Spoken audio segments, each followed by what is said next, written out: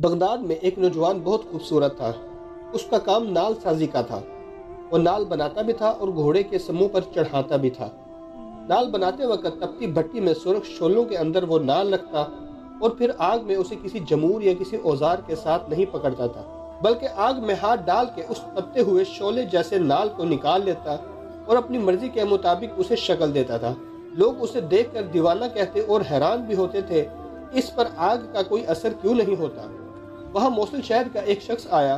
جب اس نے یہ سارا ماجرا دیکھا، اس نے تجسس سے اس نوجوان سے پوچھا کہ اسے گرم گرم لوہا پکڑنے سے کیوں کچھ نہیں ہوتا۔ اس نوجوان نے جواب دیا کہ وہ جلدی میں لوہے کو اٹھا لیتا ہے اور اب اس پر ایسی کیفیت طاری ہو گئی ہے کہ اس کا ہاتھ اسے برداشت کرنے کا عادی ہو گیا ہے اور اسے کسی جمور یا پلاس کی ضرورت بھی نہیں پڑتی۔ اس شخص نے کہا کہ میں اس بات کو نہیں مانتا، یہ تو کوئی اور ہی بات ہے۔ اس نے نوجوان سے کہا کہ مجھے اس کی حقیقت بتاؤ۔ اس نوجوان نے بتایا کہ بغداد میں ایک نہایت حسین و جمیل لڑکی تھی اور اس کے والدین عمرے کے لیے گئے ہوئے تھے اور کسی حادثے کا شکار ہو کے وہ دونوں فوت ہو گئے اور یہ لڑکی بے یار و مددگار اس شہر میں رہنے لگی۔ وہ لڑکی پردے کی پلی ہوئی تھی، گھر کے اندر رہنے والی لڑکی تھی۔ اب اس کو سمجھ نہیں آتی تھی کہ زندگی کیسے گزارے۔ آخرکار نہایت غمزدہ اور پریشانی کی حالت میں وہ گھر سے باہر نکل آئی۔ اس نے میرے دروازے پر دستک دی اور کہا، کیا ٹھنڈا پانی مل سکتا ہے؟ میں نے کہا ہاں، اور اندر سے اس لڑکی کو ٹھنڈا پانی لا کر پلایا اور اس لڑکی نے کہا، خدا تمہارا بھلا کرے۔ میں نے اس سے پوچھا، کیا تم نے کچھ کھایا بھی ہے کہ نہیں؟ اس لڑکی نے کہا، نہیں، میں نے کچھ نہیں کھایا۔ میں نے اس سے اکیلے اس طرح پھرنے کی وجہ پوچھی تو اس لڑکی نے اپنے اوپر گزرا سارا واقعہ سنایا اور کہا، مجھے سمجھ نہیں آتی کہ اب میں کیا کروں اور کہاں جاؤں۔ میں نے اس سے کہا کہ تم شام کو یہی میرے گھر آ جانا اور میرے ساتھ کھانا کھانا، میں تمہیں تمہاری پسند کا کھانا کھلاؤں گا۔ اور وہ لڑکی چلی گئی۔ اس نوجوان نے بتایا کہ میں نے اس کے لیے کباب اور بہت اچھی اچھی چیزیں تیار کی اور وہ شام کے وقت میرے گھر آ گئی۔ میں نے کھانا اس کے آگے رکھ دیا۔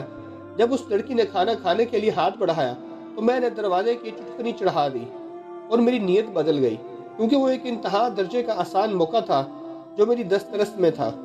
جب میں نے دروازے کی چٹکنی چڑھائی تو اس لڑکی نے پلٹ کر دیکھا۔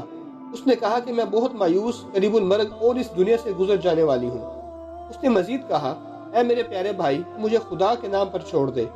وہ نوجوان کہنے لگا، میرے سر پر برائی کا بھوت سوار تھا۔ میں نے اس سے کہا کہ ایسا موقع مجھے کبھی نہیں ملے گا، اس لیے میں تمہیں نہیں چھوڑ سکتا۔ اس لڑکی نے مجھے کہا کہ میں تمہیں خدا اور اس کے رسول کے نام پر درخواست کرتی ہوں کہ میرے پاس سوائے میری عزت کے کچھ نہیں ہے، اور ایسا نہ ہو کہ میری عزت بھی پامال ہو جائے اور میرے پاس کچھ بھی نہ بچے، اور پھر اس حالت میں اگر میں زندہ بھی رہوں تو مردوں ہی کی طرح جیوں۔ اس نوجوان نے بتایا کہ لڑکی کی یہ بات سن کر مجھ پر خدا جانے کیا اثر ہوا۔ میں نے دروازے کی چٹکنی کھولی اور دستہ بدستہ اس کے سامنے کھڑا ہو گیا اور کہا کہ مجھے معاف کر دینا، میرے اوپر ایک ایسی کیفیت گزری تھی جس سے باہر آنا میرے لیے بہت مشکل تھا، لیکن اب وہ کیفیت دور ہو گئی ہے۔ تم آرام سے کھانا کھاؤ اور اب سے تم میری بہن ہو۔ یہ سن کر اس لڑکی نے کہا، اے اللہ، میرے اس بھائی پر دوزخ کی آگ حرام کر دے۔ یہ کہہ کر وہ رونے لگی اور اونچی آواز میں روتے ہوئے کہنے لگی کہ اے اللہ، نہ صرف دوزخ کی آگ حرام کر دے بلکہ اس پر ہر طرح کی آگ حرام کر دے۔ نوجوان نے بتایا کہ لڑکی یہ دعا دے کر چلی گئی۔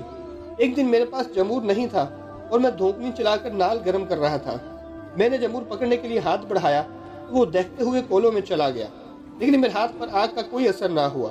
میں حیران ہوا اور مجھے پھر اس لڑکی کی وہ دعا یاد آ گئی، اور تب سے لے کر اب تک میں اس دہتی ہوئی آگ کو آگ نہیں سمجھتا، بلکہ اس میں سے جو چاہے بغیر کسی ڈر کے نکال لیتا ہوں۔